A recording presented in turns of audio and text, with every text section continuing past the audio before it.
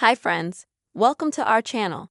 And in today's video, I will show you how you can reset Safari browser settings on your iPhone.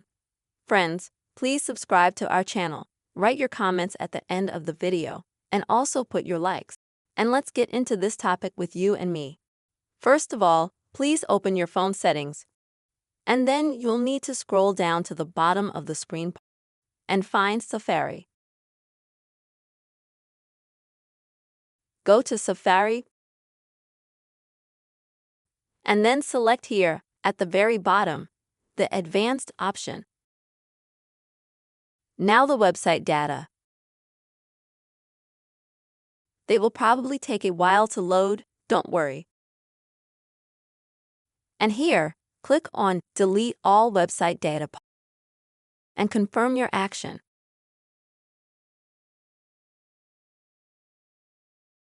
Once you've done that, go back to Settings. Here scroll up, go to Basic, then to iPhone Storage. Wait for it to load, and then scroll down until you find Safari. Go to that as well. This is also where you'll see the data to the websites.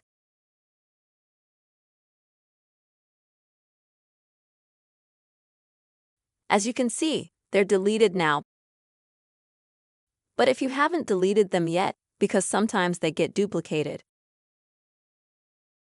then you'll have to click on Delete Website Data at the bottom here as well.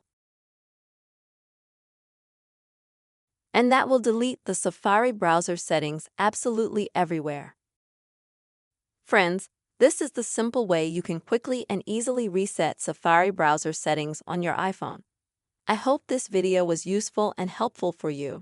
Please put your likes, write comments, subscribe to our channel. See you soon.